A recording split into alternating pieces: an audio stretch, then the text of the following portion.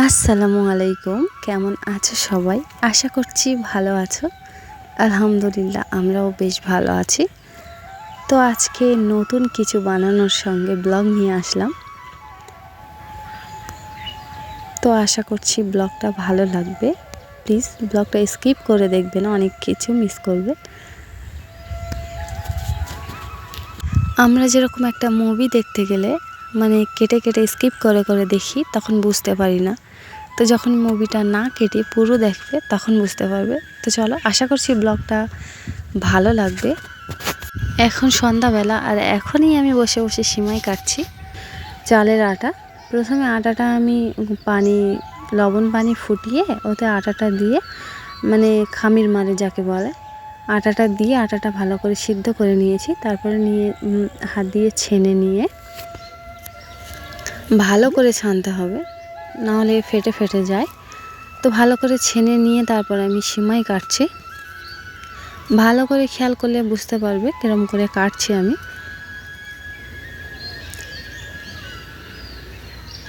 আর এইটা আমার ছোট ছেলে, সিমাই কাটছি আর ও বসে বসে আমার সাথে দুষ্টুমি করছে। তো চলো, সিমাই কাটা হয়ে গেছে।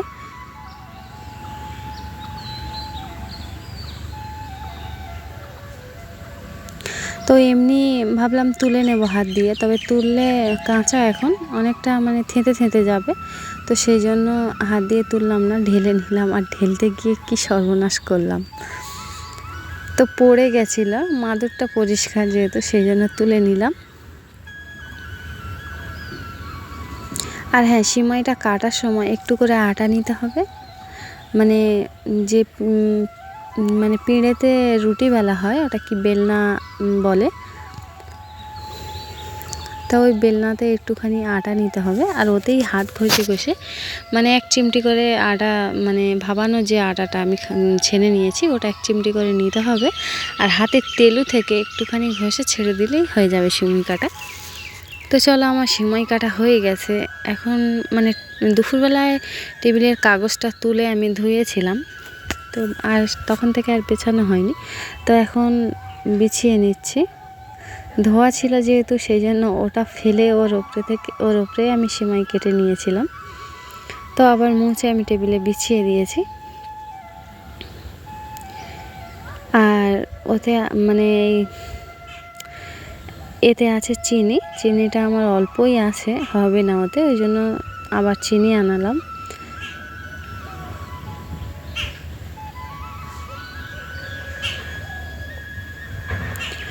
আর এতে আছে একটা লিকুইড দুধ, রেড কাউ যে দুধের প্যাকেট হয় ওটা 500। আর এখানে লিকুইড দুধ 500 আছে। আর এখানে 4টে 10 কলা পাতা যে গুঁড়ো দুধ হয় ওর প্যাকেট আছে। গুঁড়ো দুধটা দেওয়ার কারণ হচ্ছে একটাই, যে ওতে টেস্টটা আনে, অনেক খেতে অনেক ভালো লাগে। তো চলো, আমি হাঁড়িতে পানি বসিয়ে দিয়েছি। পানিটা লিকুইড দুধটা ওতে ঢালবো, সেই জন্য পরিমাণ মতো পানি দিচ্ছিলাম। আর ওদিকে একটা সসপ্যানে পানি বসানোর কারণ হচ্ছে যে আমি গুঁড়ো দুধটা একটু গুলে নেব। হালকা উষুম গরম পানি করে দুধটা গুলে নিয়ে রেখে দেবো, যেহেতু অনেক ফুটন্ত পানি গুঁড়ো দুধ দিলে গুলতে চায় না, সেই জন্য আমি উষুম গরম পানি আগে করে নিয়ে ওতে গুলে নেব। যখন সিমুই দিয়ে ক্ষীরটা যখন ফুটবো হবে, তখনই আমি আমুল দুধের যেটা গুলে রাখছি ওটাই ঢেলে দেব। কারণ এই দুধগুলো একটু আমি পানি একটু কম দিয়েছি, একটু মোটা থাকবে, ওর বেশি ফোটানোর দরকার নেই, একটু হালকা ফুটলেই হবে। তো আমি একটা একটা করে প্যাকেট কেটে ঢেলে গুলে নিচ্ছি।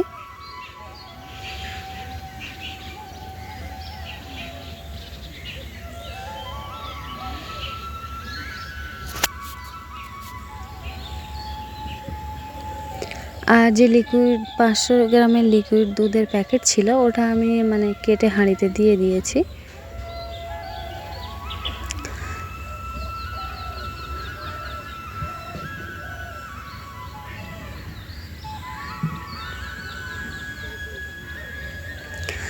আর দুধের মধ্যে দেব 4টে তেজপাতা, আর মানে কিছু গরম মশলা বলতে এলাচ দেব,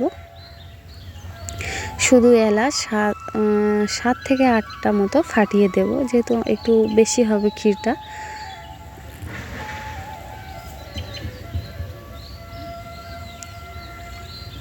তো একটা একটা করে ফাটাচ্ছি আর মানে পায়েসে দিচ্ছি।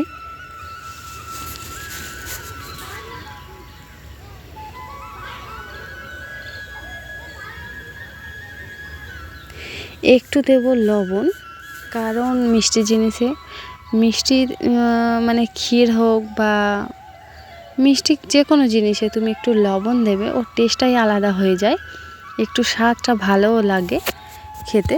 তো সেই জন্য আমি প্রত্যেকটা মানে মিষ্টি জিনিসে হালকা লবণ দিই।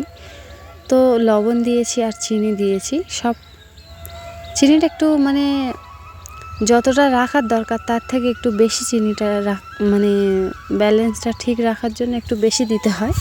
কেননা সিমুই কেটেছি যেগুলো, সেগুলো তো শুধু লবণ দেওয়া, ওর ভিতরে মানে হালকা একটু মিষ্টিটা চড়া থাকলে ওর ভিতরে মিষ্টিটা ঢুকে যায়। তো সেই জন্য একটু মিষ্টিটা চড়া দেওয়া।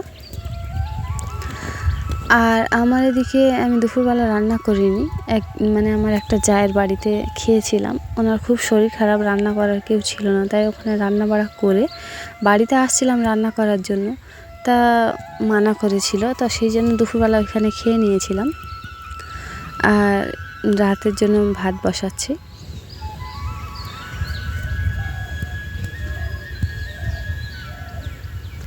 তো আমি সন্ধ্যাবেলা পানি তুলে রেখেছিলাম, যেহেতু জানি আমার রান্না করতে হবে, রাতে ঘাটে গিয়ে চাল ধোয়াটা আমার পক্ষে সম্ভব না, ভয় লাগে। তো সেই জন্য আমি পানি তুলে রেখেছিলাম, চালটা ধুয়ে নিয়েছি। আর আমি দুধটা গুলে নিয়েছি, দুধটা গোলা আছে, আর একটা গ্যাসে আমি ভাত বসিয়ে দিয়েছি, একটাতে দুধ ফুটছে।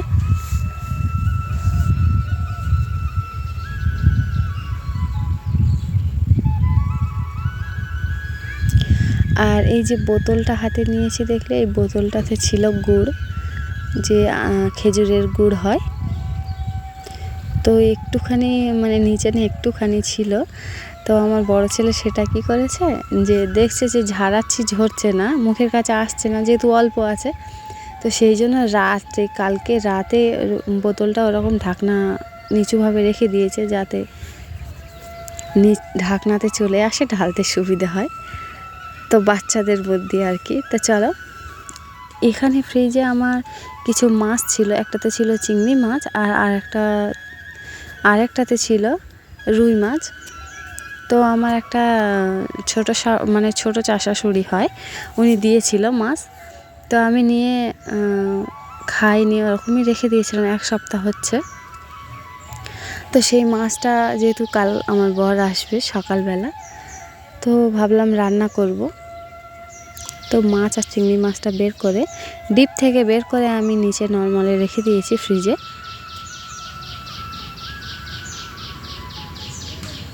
তো এখন প্রায় মানে ফুটছে অনেকটাই। তো সেই জন্য আমি গুঁড়ো দুধটা দিয়ে দিয়েছি। আর আমার মনে হচ্ছিল যে চিনি একটু কম, তো সেই জন্য আবার চিনি দিলাম। আর এদিকে দেখো বিছানার অবস্থা। গিয়েছিলাম, হ্যাঁ, এর আগের ব্লগে যে তোমরা দুটো চুড়িদারের পিস দেখেছো, ওর মধ্যে একটা আমি কাটিয়েছি, যেটা সবুজ কালার মতো, যে পিসটা মানে বেশি জল ছিল, সাদা টানা। তো ওই পিসটা আমি কাটাতে দিয়ে এসেছি। তাই গিয়েছিলাম, এসে বরকা ওইভাবে খুলে বিছানার উপরেই রাখা ছিল। তো গুছিয়ে নিচ্ছি বিছানাটা।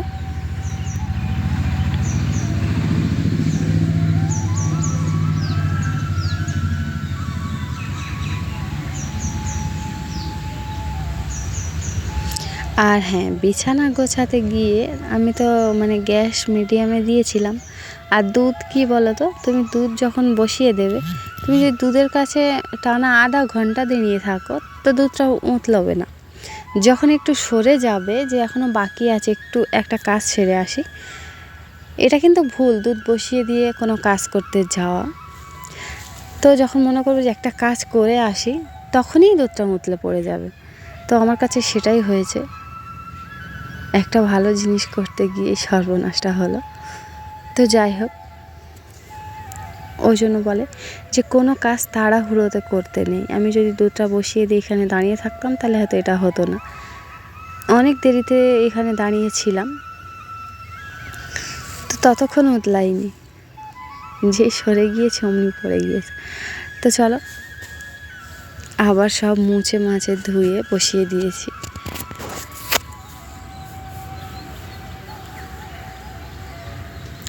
আর এই মানে পায়েসটা করার একটাই উদ্দেশ্য, আমার বর যেহেতু বাড়িতে থাকে না, তা বলেছিল যে তুমি বানিয়ে রাখো, আমি হয়তো রবিবার দিনটা থাকবো, সোমবার আবার সকালবেলা চলে আসতে হবে।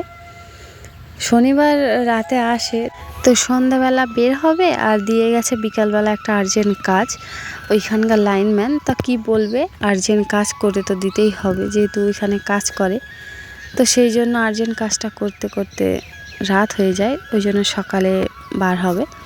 তো চলো, আমার ক্ষীর প্রায় হয়ে গেছে। ব্লগটা এই পর্যন্তই। ক্ষীরটা দেখেই বুঝতে পারছো কত সুন্দর হয়েছে। আল্লাহ হাফেজ।